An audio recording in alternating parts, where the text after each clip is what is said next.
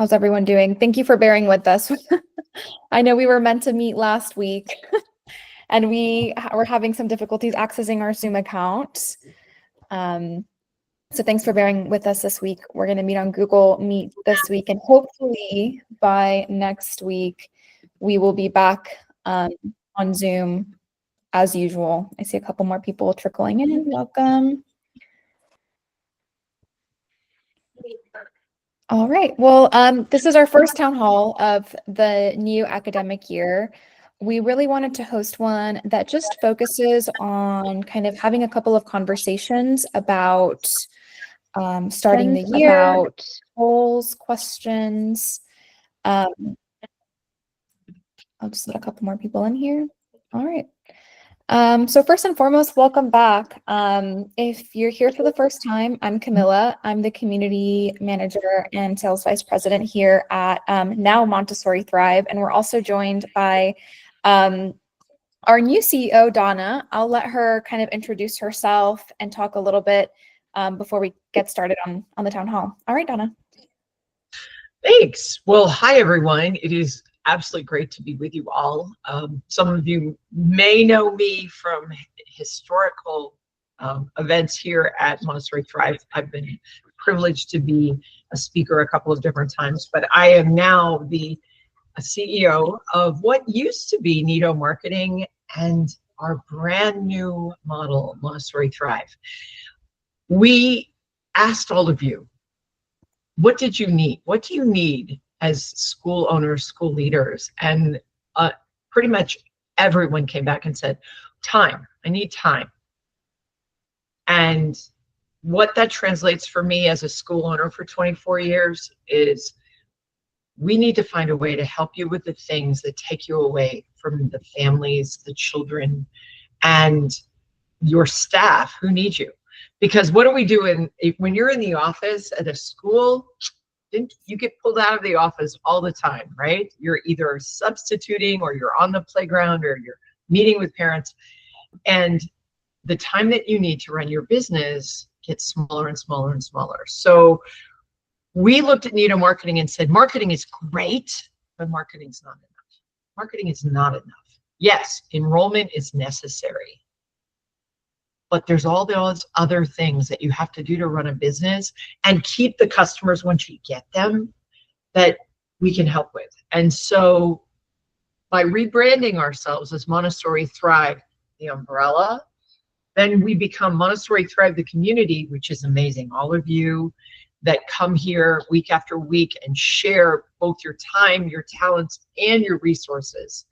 And then Montessori Thrive, the solution, which is all of the enrollment things we've always done, but even more. We want to be able to help you with budgeting and enrollment packages and state licensing and all of the things that take so much time. So that's our new goal. And the reality is Montessori Thrive is probably the very best name for a company that believes that every Montessori school should be thriving. And so our mission now is to do exactly that.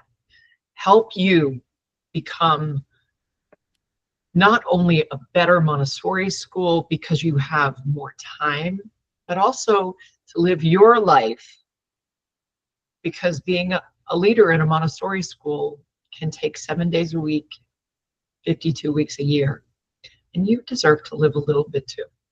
So that's our new goal. We are so excited to hear your thoughts on what we're doing and where we're going, and help us to become even better at serving you. So I am so excited to be here with you this morning. I look forward to hearing from everyone, and I'll hand it back to Ms. Camila. Thank you, Donna. Really excited about this new direction. I'm also going to share that our community is going to be remaining what it is. Montessori Thrive, the community, is still going to be hosting these weekly town halls. We feel that it's important for school leaders to have a space, so these will continue to happen and continue to be free for any Montessori school. Our resource collection will hopefully continue to grow over the next year, and that will all be accessible to any Montessori school as well. So hopefully these resources are a source of support for everyone. Welcome back to our town halls. A little bit from Donna and about our new direction. And I'll share a little bit about how these town halls work if you're joining us for the first time. So we will continue to host these weekly, and these are very much an open forum format. We understand that some of you are in school, you might not be able to unmute. I know it might be tricky to figure out Google Meet if you're using it for the first time, but there's also the chat feature. So throughout the meeting, if you want to share a chat, if you want to share a question or a thought, you can use that, or you can unmute yourself and ask a question as well. We also post all of these recordings on our YouTube channel. Our YouTube channel is Montessori Thrive. So you can check us out, you can subscribe, and we upload all of these videos. So if you miss a conversation in the future, but you want to see what people had to say, you can always view the recordings there. All right, let's kick off the meeting. The 2020, I was supposed to say 2025 to 2026, oops, school year is here.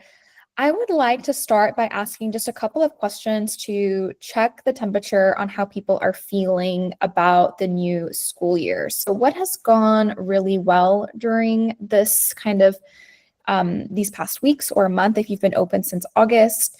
What unexpected challenges have you encountered these first few weeks? And have you noticed any trends with families new to Montessori? Is anyone here struggling with enrollment this year? Do you have vacancies at your school? Feel free to share what you're experiencing, and let's see if we can get a conversation going.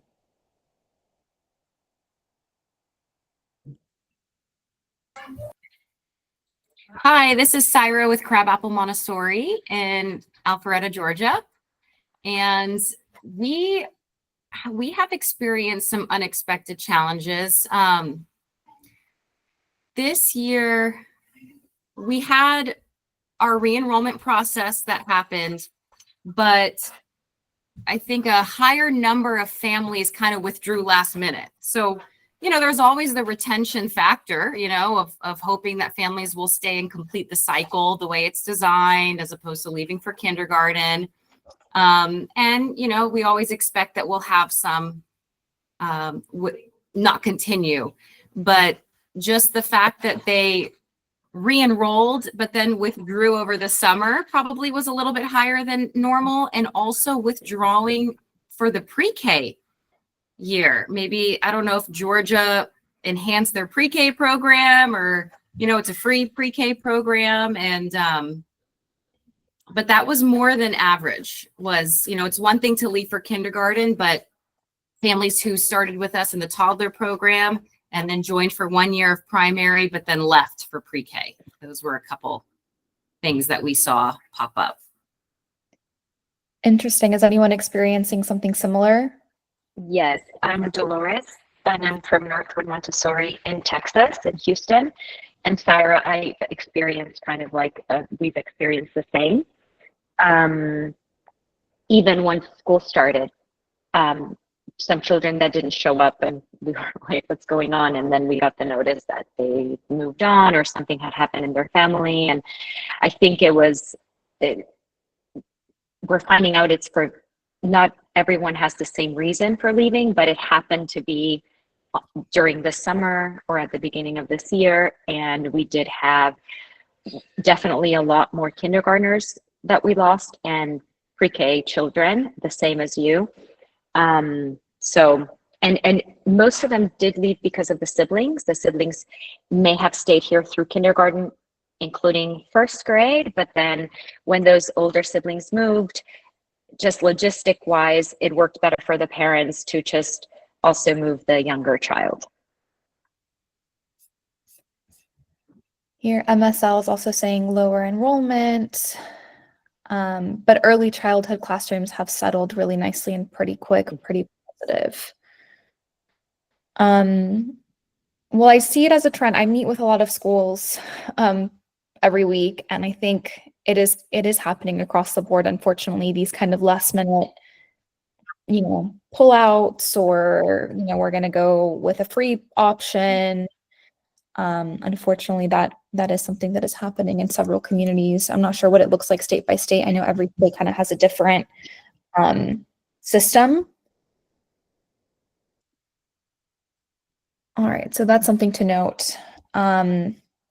Speaking of current challenges, what feels most overwhelming as a school leader, admin? Is it current enrollment numbers? Is it retention? Is it both? I know both are usually challenges throughout the academic year. Are you dealing with staff shortages? I know this was a huge issue last year and something we really tried to address at a couple of our town halls. Is this still something that you're noticing? Are you getting a high turnover? Are you having to train new people every year? Is this something that your community has to deal with, or do you feel happy with the staff that you have? Are you able to access training centers nearby? Then what strategies have you used to strengthen communication with parents? That's a big one.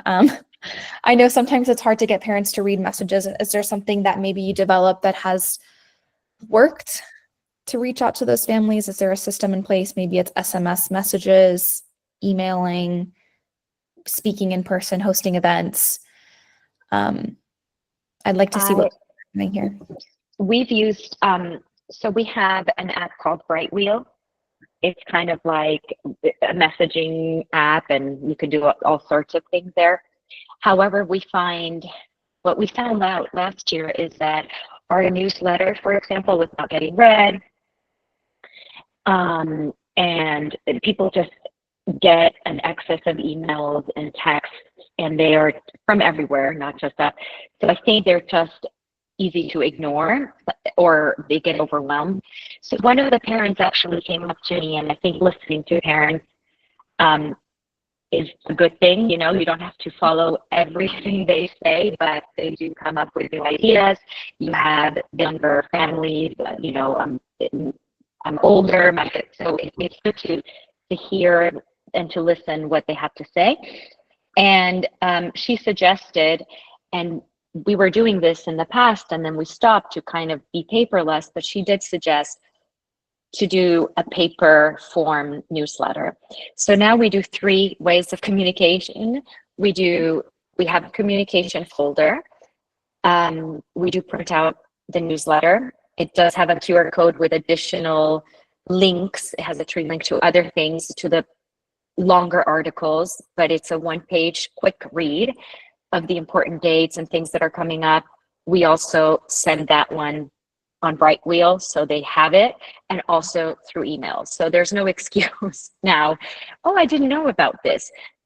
So we're finding that kind of works. And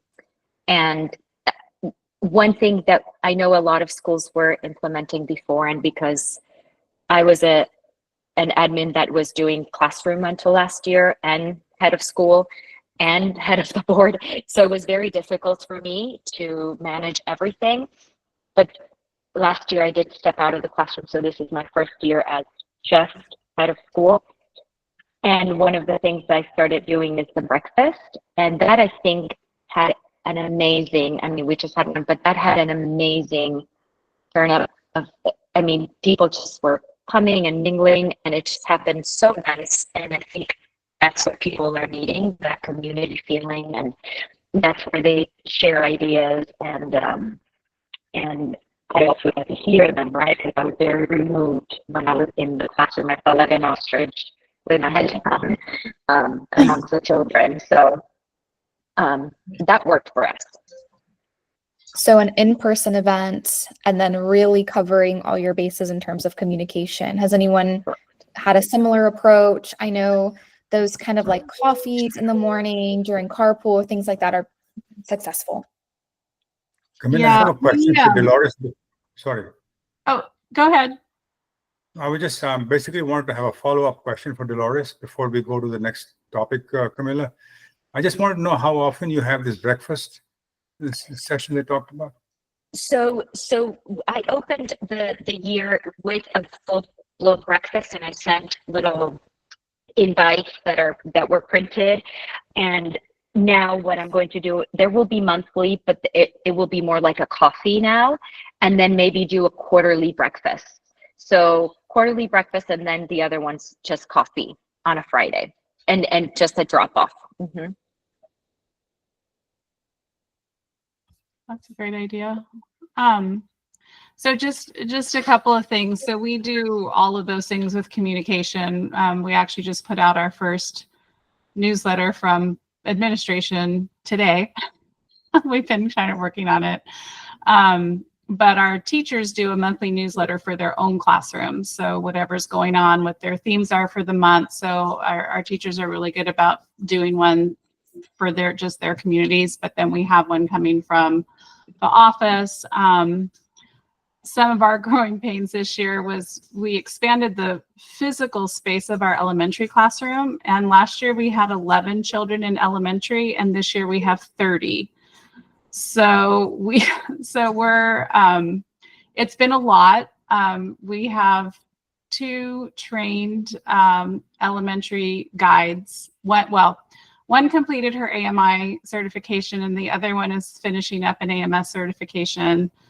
We actually had to go out of country to hire one of our elementary guides. So she's from the Philippines. That was an experience as well. So we're looking for a full-time assistant. Staff retention for us has been great. I don't have a lot of staff turnover right now, but trying to find trained guides is just hard because we're lucky we have Sims here. I'm in Phoenix, and so the training center is here, but most of the people that go through training are already committed to a school because the school has sponsored them. And so just to find a trained guide outside of that has been hard. Like we just don't know we've posted on AMI USA, we post on Sims. I dislike posting on LinkedIn and those kinds of places because they're just not who we're looking for. So that part is hard.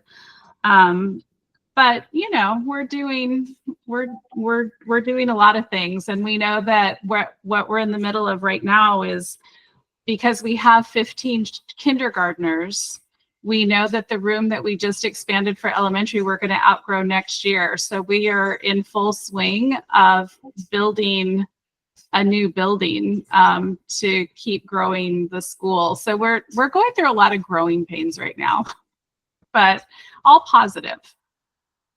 It's good. Good challenges to have, but yeah, certainly. I think a lot can relate in terms of finding that staff. Wally, did you have something to say? Yeah, sorry. Have you guys heard of Montopia? Okay, so we also adopted Montopia this year for parent education. So it's a learning curve for us, but we've liked it. I actually know Isabella Kai, who's the founder. I met her at the AMS conference, and she did a town hall with us a couple months ago to share a little bit about it. So I'm curious to hear, are you finding it successful? Do you feel like it's a helpful tool for your parent community? So what we have found, it's hard to judge. We use Transparent Classroom, right? So when the teachers are uploading pictures and tagging students, we know in Transparent Classroom it has the information about the lesson and the purpose and all of that, but it's just a lot of words. And we know most parents just look at the pictures and they move on. The thing that we've seen, and she has sent me data every week, we have right now we only have Children's House because that's all they have right now open. We have an 80% parent engagement rate of opening those pictures because you can't just click on the picture. You have to click on an egg, you have to answer a question. It makes you dig down. And so it's been great. And 80% of our parents are actually doing it. So that's pretty exciting. Yeah. Yeah. I just shared the link to that if anyone's curious. It's a tool to help parents understand kind of what the children are learning in the classroom so they can understand the value behind Montessori education. So if anyone wants to learn more, the link is there in the chat. Francesca's asking, have you received feedback from parents about the app? Are they enjoying it on their end? They really are. They like the layout of it. They like the learning a little bit more of the lesson, what they can do at home. And it's so much more interactive, which is what they really like.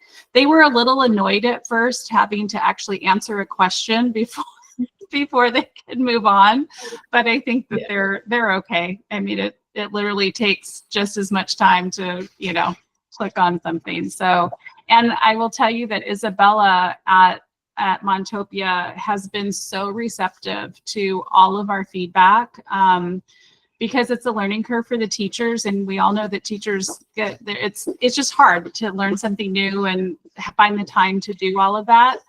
But we gave her some feedback just based on how they can easily use Transparent Classroom because they've done it for so long. And so she's actually taken that and revamped some of the background on the platform to make it easier for the teachers. So I've been really happy. I'm glad I signed up with them. So yeah. And they're about to launch toddler, I think by the end of the calendar year, I think the toddler curriculum is going to be launched. So. Diane, is this Montopia used primarily by the teachers or by the administration for communication? Teachers. Okay. So they take the pictures of the children and tag them, and then it gives the parents all the information that they need about the lesson that the picture is about. Mm-hmm. So you're still using Transparent Classroom though as well for record keeping? We are. I'm trying to not, but it's going to be a transition because we don't have all of our programs yet. The toddler community isn't open yet, the infant and my elementary. So they're working on all of that. So I'm guessing I'll have Transparent Classroom at least through this school year.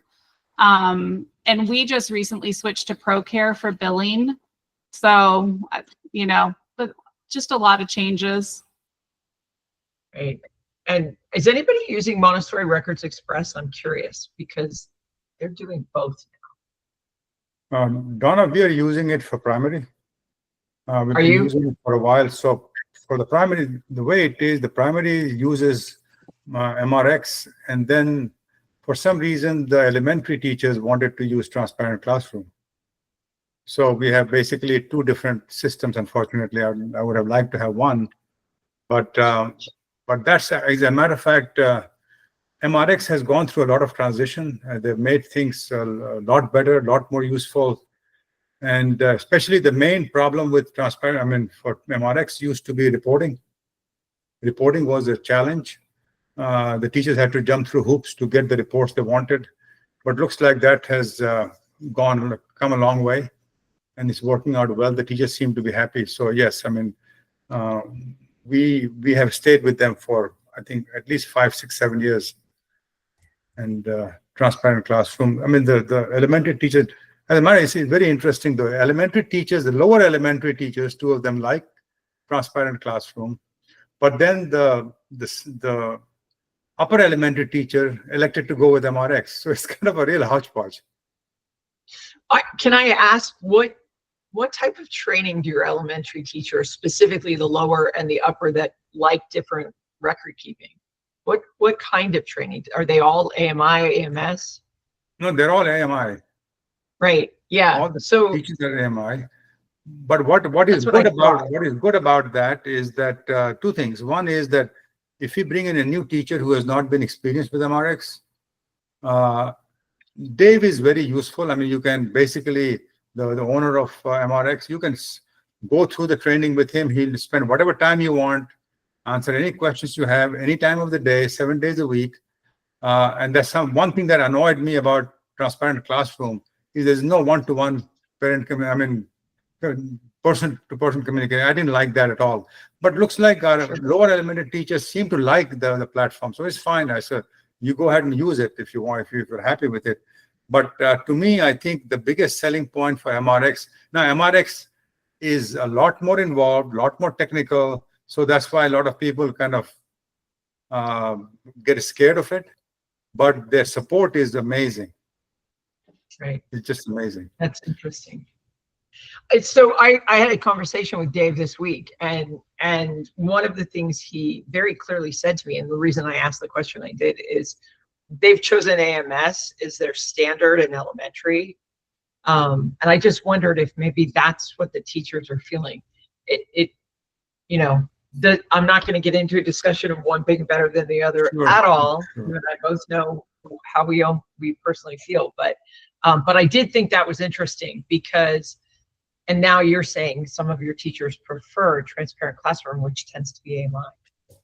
Yeah, the So it's thing is just this, though, I did not know about this, that that Dave mentioned that they've chosen AMS to be the platform for elementary program, because our upper elementary teacher uses MRX, and I'd be happy to ask her if she has any issues with respect to the curriculum and all that, and I'd be happy to let you know if what her experience is. I'm just curious because, does it matter? I'm fascinated by MRX because you can record your lessons verbally. Right. Whoa. Right. I don't have to log in and True. type something. That's True. amazing. True. Yeah. No, it's just an interesting observation, right? That some of your teachers love it. And actually, if you think about it, maybe they would love it because once you hit upper L, lessons are a lot more undefined, right? There's a lot more teacher creation in those. So anyway, I didn't mean to sidetrack, but I find that really interesting. Camila, can I get back to your bullet number 2? Sure. Which is my favorite topic. I've been harping on that for, as you probably know, for quite a while. We are lucky we don't have currently a shortage. We have, and we don't have a turnover issue either. But it could happen anytime. Things can turn, and somebody might leave. And if they do, I know for a fact that we'll be up the creek, because it's been virtually impossible to find. Not only forget elementary, nor even primary teachers, be very, very hard to find. And my take is that it's a very complex problem. I mean, unless AMI decides to do something drastic, and we have basically the close interaction between the AMI, between the training centers and all that, it has to be a very well-coordinated program in terms of how we are going to address the teacher shortage. And I'm not sure, I have not been very much in touch with the AMI leadership lately, that there's a whole lot going on yet to see any changes. I mean, maybe there is, I'm not aware of it, but one thing I know they're doing is they're changing the formatting of the training a little bit, making some online and not requiring that much. So that probably would help. But nonetheless, this is something, there is no quick fix. Yeah. And I think Diane said, Diane, I think you said that you had to get somebody from Philippines, right? Yes. Yep. And many schools are heading that way. We have not really gone that route yet. I do not know how difficult it is and then what complications there are. But at one time when we explored that, it was quite challenging. And so, I mean, the problem is sometimes if you need somebody in a hurry, that's not really necessarily an option. Right. It took a lot of time to get her here. I think we started the process in June, and she didn't start with us until November 1st of last year. Yeah, and the sad part is that you bring them here, you spend all this money and paperwork, and you bring them here, and they find out, hey, it's not working out. I mean, that could happen. Hopefully not. But at that point, what do you do? Yeah, it can. Apparently, before I was here at the school, they had hired a teacher from overseas, and it didn't work out. And then she had to go back, and I can't imagine. Luckily for me, we're blessed. We got a wonderful teacher, so it's working out great for us. But it's a challenge. We actually tried to bring someone over from China as well this year, and just because of the political climate, just bringing anybody over from anywhere is just not. This is just not a good time to do that. So we just scrapped that idea. So. Yeah. Yes, Francesca. I'm curious, has anyone here transferred a visa of someone who's already in the States on a visa? We have a candidate that we're looking at doing that for, but have just kind of started scratching the surface of that. I did. It probably took about 4 months total to go through the process. But it was a lot less work than trying to do the initial application, a lot less work. Yeah. Do you have specific questions? Yeah, what state are you in? We're in Arizona. Okay. And Yeah, she I'm not came sure how from much. DC. Yeah. Okay. I might reach out separately if that's okay. It's fine. Thank you. Absolutely. I'm trying to think. A couple years ago, we had a town hall with an immigration lawyer who has helped get sponsorships. The recording is on our YouTube channel. I'll try to remember her name. I'll see if I can share the link whenever I post the recording of this on our YouTube channel. I can link that video because it was a really good discussion. She provided a couple of tips and stuff for that because that's something that a lot of schools are having to do in this staff shortage environment that we're dealing with. Oh, okay. Francesca said she watched that yesterday. Okay, that's good. She's really great and a good resource. And she's helped specifically with these types of visas before, so she can hopefully be helpful in this scenario. But yes, Wally, just to kind of respond to what you said, I think it is a long-term solution that we're looking at. It's not a quick fix at all.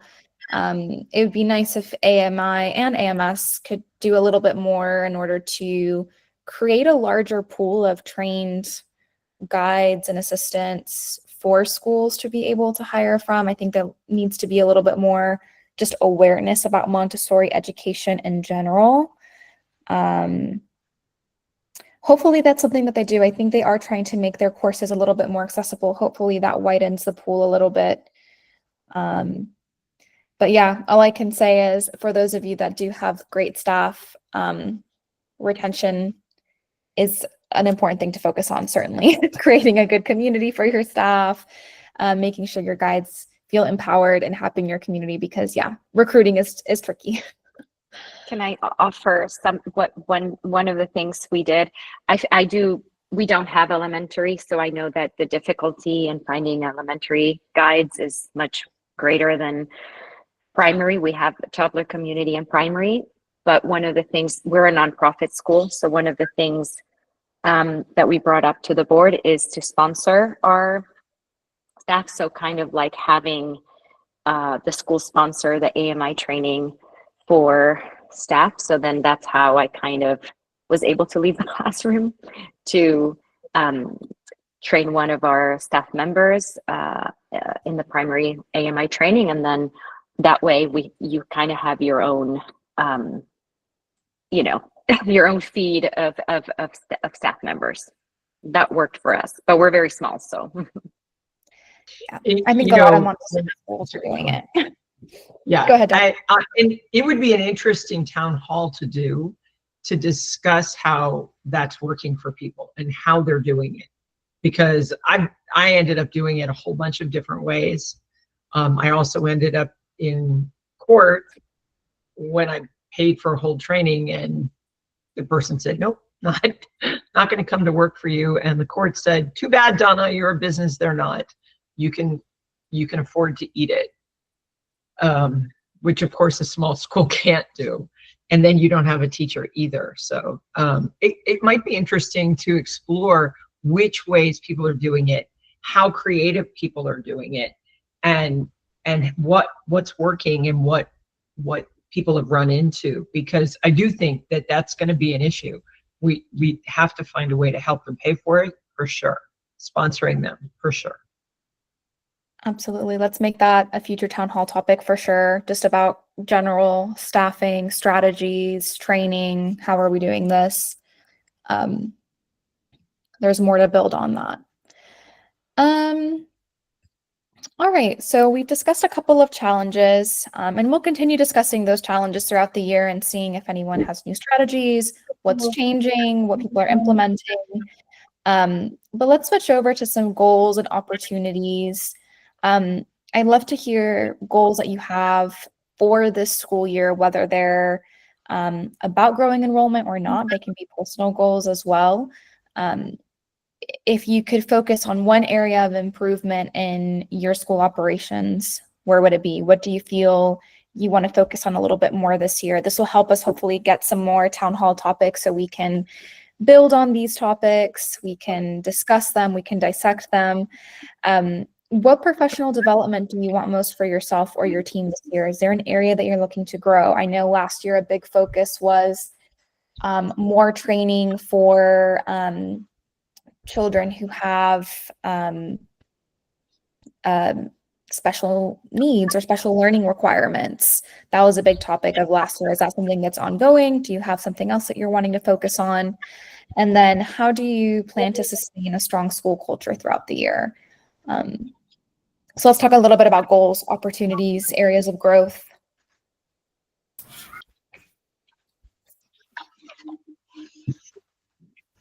Well, one of our areas of growth, I mean, my whole role is in the administration team is focused on enrollment and community relations and marketing. So my answer is going to be targeted to that category specifically.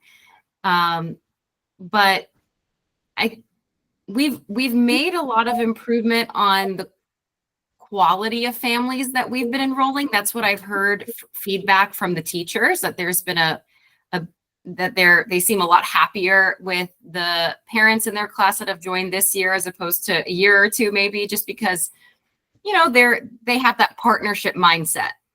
And they are supportive, and they want to work with the teachers. And so I've been doing a lot of reflection on our admissions process, making it not just selling the school, but interview style as well. You know, really having those hard conversations with parents to vet out if they're also going to be a good fit for us. And I think that just maybe came with more experience and more time in this role. We've added things like a 3-year primary letter of commitment for them to sign when they enroll. It's not a binding contract. It's just an understanding of what you're signing up for. But there's still a lot of room for improvement when it comes to the retention side of it. I feel like we're improving on the input of, you know, families who value this education, but they're still not quite, you know, unless you really went through this education system yourself, you're just not going to know. You're going through it with your child. You think maybe 2 out of 3 years is enough. And I think we're missing a lot on what we can do to really sell this home. Once we can't just stop once they're enrolled. You know, we only have 2 information nights throughout the school year, 2 parent nights, once in the fall, once in the spring, that are deemed mandatory, where they come and be a part of the classroom and learn about the curriculum. Outside of that, we've been adding more community events. You know, part of that retention is also families feeling like they're part of a vibrant community. So we've added, last year, we added back a monthly Montessori morning, is what we call it, parent meetup, where we talk about different topics. And I'm trying to figure out how we can increase that attendance. It's still been a bit low. Like, even when we have an amazing guest speaker where it's like free information, like consulting of like parenting consulting, it's like incredible information with a wonderful guest speaker. We had about 8 parents come yesterday. I kind of thought, oh, the beginning of the school year, everybody's excited. So I have room for improvement there. And we can use those forums to educate families on the importance of the value of Montessori and the value of completing a cycle. Because right now, really, it's just those 2 information nights. So a goal of mine is to give parents more information. The second parent night that we have is after re-enrollment. So we have one event that we're actually giving them information about what your child is learning, you know, outside of their little one-on-one conferences that they have. It's just not enough. So yeah, trying to increase. I wrote down the app that some of you are using. What is it called? The Montopia. Yeah, that sounds very interesting. That could be something that we look into. I think we need more visibility into the classroom. We have the pictures and that's great. And the teachers are really busy. They can't be emailing them all the time with all the good news, not just the bad news when they get it of an incident report, but, how do we increase that visibility? Maybe that app is one way to do it. And I think all of these outlets will lead to better retention. Right. Yeah. We're I have some what we comments. started. Oh, go ahead. No, go ahead, Dan. What we did this year was my primary guides are taking sections. So she just did sensorial and practical life, and she sent out personal invitations to all of our new families for them to come after school. And she ran through what happens in practical life and what happens in sensorial for those new parents to understand.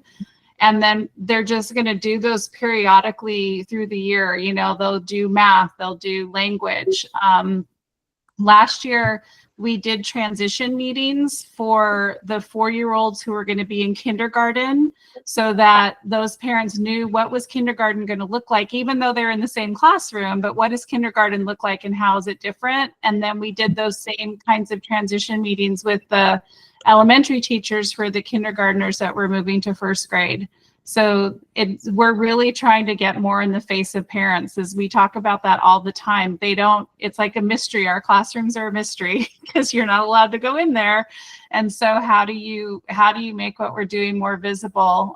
We're really focused on that this year for retention, because we're just worried that, our challenge, like everybody else's, is at some point in time, they take them to a real school, because Montessori isn't a real school, right? And so how do we tell parents, how do we measure and show them your child is making better progress here than they would be if they were at the charter schools that are around? Arizona is notorious for their charter schools right now, and they're not good. So, most of them I would never send my child to, but we're really looking into the future and building relationships, because at some point in time, your children age out of Montessori.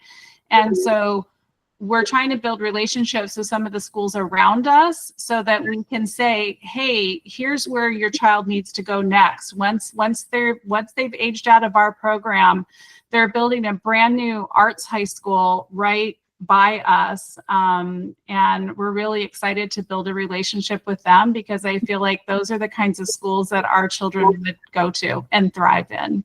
So, yeah. There's one thing that we have noticed is that there are really two kinds of marketing. One is you market your school and Montessori program to prospective parents. That's one initially when they're coming in. But then people often feel, okay, our marketing piece is done. We don't need to sell Montessori anymore. And I find it that there's an ongoing process. It's called internal marketing. It's an ongoing process that, or some of it, the teachers are very well positioned to really speak to. And the thing is, teachers don't quite see them. Hey, my job is not marketing. I'm just going to go ahead and teach and all that, and I'm done. But the thing is, they really need to wear two hats, in a sense that every opportunity they get, they need to explain the value of the program to the parents, because they're the ones who have one-to-one communication with them. So we have to find a way to do that, and also maybe change the mindset of the teachers. And again, it's not necessarily more work. It's just how you speak with them and all that. But at the same time, just dwelling on the curriculum and this the red rod and this structure and that structure and this, sometimes it just goes right over the head of the parents. They need to know, okay, you're doing this. How is it benefiting my child? For example, one of the things that Stephen Hughes had mentioned, one of the person from Minnesota, and the pediatric neuroscientist, whose parents, whose children also are Montessori, he was saying that the sensorial piece that Montessori has, research has shown that the touch itself is the fastest, the closest communication to the brain. So in a sense that when you have this, if you want to really motivate, basically improve the health of the brain, you do that through the touch initially at that stage. So now, if you say that in that fashion, then the parents can understand that. But just saying, oh, okay, we do sensorial and we'll do this, but then not relate how that benefits the child. So everything we do has to ultimately go back and say, okay, this is how the child will benefit, which you cannot get out of the traditional education. So hopefully that will sink into their mind. And then many of our parents, luckily, are well-to-do. I believe they're willing to spend money if they see the value, right? So if you can't show them the value, then say, well, why spend the money? We'll just go to public school. So there's a lot of work that we have to do and figure out how to make that happen in terms of our school. Wally, one of my favorites, I'm so sorry, Dolores, go ahead. No, it's okay.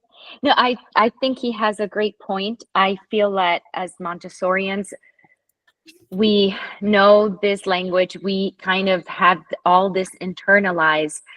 And when we speak to parents, we're using that vocabulary and it does go over their heads. And sometimes we need to go back and kind of explain it as if we were giving a lesson to a child. And I want to share this because maybe it's helpful to some of you. One of my primary guides this year really got interested in doing reading research and how the Montessori approach is really backed up by science compared to where our reading traditional schools are doing horribly. And so actually tonight we're having a Zoom presentation for all parents because it's more convenient for them to show up in Zoom, and it's the science of reading. But next week we're having an event called the Classroom Uncorked, where there's going to be a little bit of wine and hors d'oeuvres. That always helps to get the parents here. But then also it's a walkthrough, and she will take out absolutely everything in the language material and kind of relate it back to her Zoom presentation, so to get them excited. And we'll do that with each area. And I think that's usually a well-attended event because they get to see the classroom material and the materials explained. So I think, but to that point, we need to remember to explain it to them in a way that they can grasp, how important it is to their child, so yeah. So what I was going to say, because I totally agree with you, and I think what you're doing, the 1-2 punch, sounds amazing, Dolores, because it's not just here's how reading happens in Montessori and how brilliant it is, but now they're going to get to experience it. That's a backup. That's putting their hands on it. That's great. When Wally was talking, I was thinking one of my favorite things to do in practical life, because, I'm not paying for my child to scrub tables. No. Or polish silver. Nope, you're not. You're paying for your child to be successful in reading and math down the road. That's what you want, right? Yeah. So what does that look like? Your child probably needs a fairly long attention span because math problems go on for a while, and it's kind of hard to learn to read. It takes time. You have to be patient. You have to have perseverance. And so I absolutely tell them that the most important lesson in the entire classroom for perseverance and patience is polishing silver. Here's why. Here's what it looks like. And gosh, there's something in math that's really, really important. You have to have order of operation, don't you? If you do it out of order, it doesn't work. And it's hard to learn that when somebody's throwing a bunch of letters and numbers at you. But what if I gave you some soap and water and a scrub brush and said, go ahead and scrub the table and see if you can get it clean. And you forgot to wet the table, or you forgot to wash off the soap, or you did them in reverse order, and now nobody can use the table because it's either covered with soap or it's not clean. And all of a sudden, it's that same thing, right? It's tying it to something they really love and really feels important to them. So finding those stories, I think Wally is exactly right. All right. I guess this is the last kind of point of discussion, is just community and connection. I know we kind of leaned into that with these kind of insightful approaches to parent education. But just moving forward into this year, how do you plan to be a good leader for your school and build community? What's something that you wish you had more support from this community or just the wider Montessori community? And how do you recharge yourself so you can continue leading with energy and vision? Maybe just hacks for leadership, some tips to help us get through the year.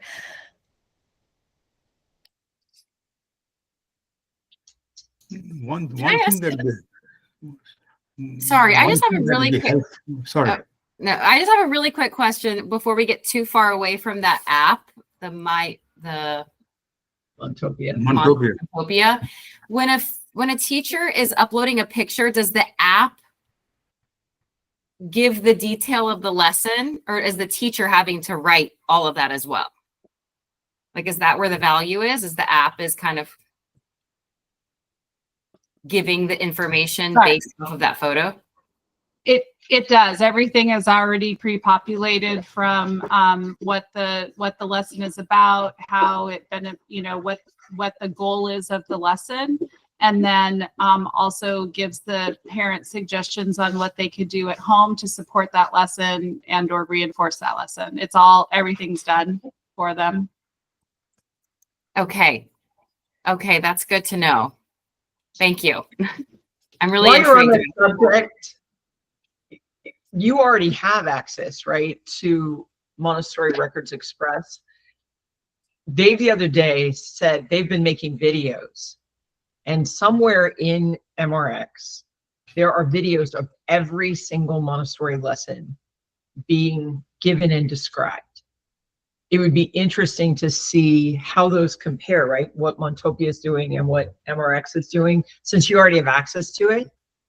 Yeah, and Montopia does videos as well that you can send to parents. Mm-hmm. Yeah. Yeah. No, I'm not saying that they're, I'm just saying it would be interesting if you have access to both to see which does it better. Mhm. Yes. But Sarah, I can walk you through the resources that MRX has, the videos, the library that they have, so you can take a look at it. And then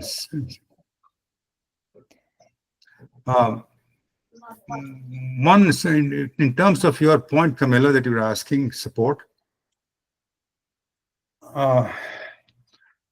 one thing that I feel would be very useful to reach out, to get from the wider community is a set of good marketing material that I think, for example, which is essentially science-based and says, okay, how does this work for your child? How does this work for a child in this area, that area?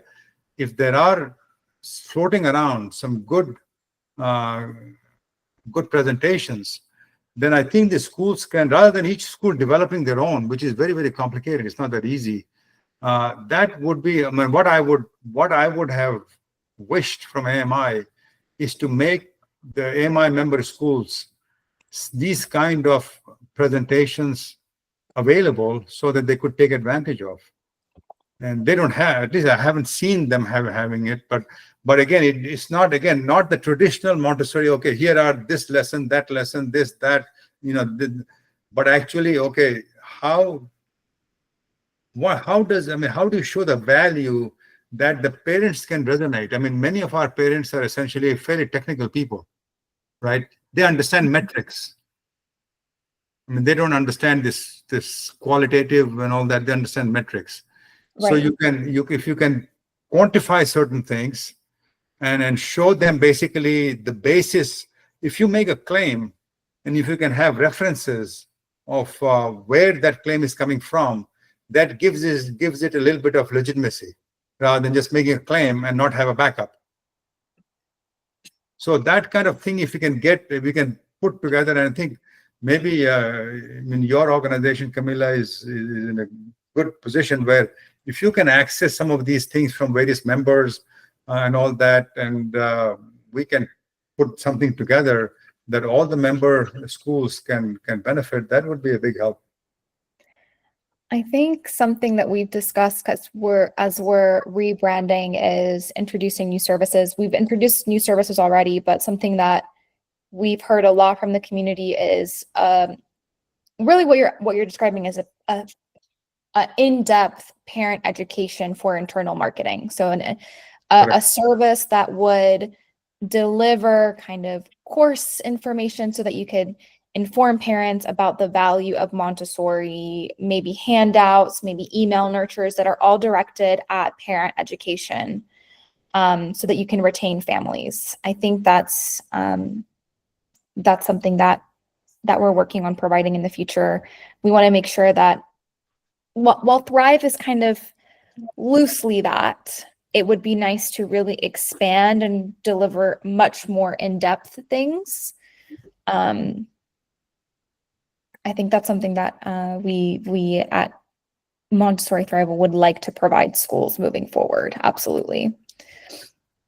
And the thing is this, Camilla, that let's say, I understand it involves some amount of work. I mean, by members of your team. I mean, it'll be fine that if you spend the money and do some work and maybe get your spread it over your members to kind of, spread it out and say that they can basically make sure they you recover your cost so that you don't have to eat it, right? And I'm sure that many of the schools will be happy to try to fund it, right? And spread it around. No, absolutely. It's definitely something we have on our vision board as a company to deliver a service like that. Because I agree, it's 100% important, and a lot of schools could use it. That's a time-consuming thing to do for schools. So if we could save them the time and energy and deliver that, so they can continue to educate families, absolutely. Yeah, what we'd like to see is templated presentations of different types, whether it's video, it's Instagram for Instagram, or it's literally a PowerPoint that you can adapt that has all the information, and then you just customize it to your school so it doesn't look like it belongs to someone else. But we for sure are looking at doing that, because that's a definite necessity. In fact, to Diane and Dolores' point earlier, the more we can differentiate why Montessori works, as opposed to just saying it does, it's hands-on and it's this and it's that. If it's not science-based, we're just a different method. But if we can say this is based on how humans develop, and here's how, we will be telling a totally different story than any other type of education can tell. I wonder if we can also, Wally, to your point, I feel like AMS does a little bit of a better job of getting out their information, but AMI, I mean, if we all got together and started blasting our emails, so that, because it would be nice if they can create some content, not to take that away from Thrive, no, but just so that also it adds credibility to everything that we're doing on top of that, for AMI to just kind of also give some information. It's wonderful, I think, if you're a member and you're within that bubble and we get all the information, but I feel that it's difficult to reach the parents or the parents to be, and it's difficult to find that information unless you know specifically about AMI. So, you know, I don't know how we can do that, but I'm happy to write emails. Yeah. The thing I hear mostly, I mean, the two standard things I hear about Montessori. Well, okay, it is an active learning environment, which means you don't sit on the desk and listen to the teacher. I've heard that being touted. Second thing is a multi-age classroom, so you have opportunity for kids to get leadership training, and those are all valid points. But these 2 or 3 points that you hear typically for selling Montessori, that's not enough. It's not. All right, lots to think about for the rest of the year. We'll definitely revisit some of these topics at future town halls. As we've reached the hour, I just want to share that our topic next week is going to focus primarily on admissions funnels and increasing enrollment. I wanted to talk about this early into the school year because I know that typically the admission season is later, but it's good to have a couple of strategies and things in place far before that starts. I also want to share that we're having our assistant training course starting in September. Registration for that is going to open next week. We're going to be sharing information about that in our newsletter, so keep an eye out for that. And we also plan to do our Zoom parent education series throughout the month of October. All of that information will be able to be found on MontessoriThrive.com. So just keep an eye out for news. I'll post any updates in the forum and in the newsletters, but all of that is coming. All right, and I will post this recording shortly on our YouTube channel so you guys can access it or ask any questions there as well. All right, well, thank you so much for joining. This was, I think, a really helpful conversation. Thank you for everyone for pitching in, sharing your thoughts, sharing your strategies. Definitely a lot of inspiration for future town hall conversations. So thank you. Thank you. Thank you. Have a great day. You too.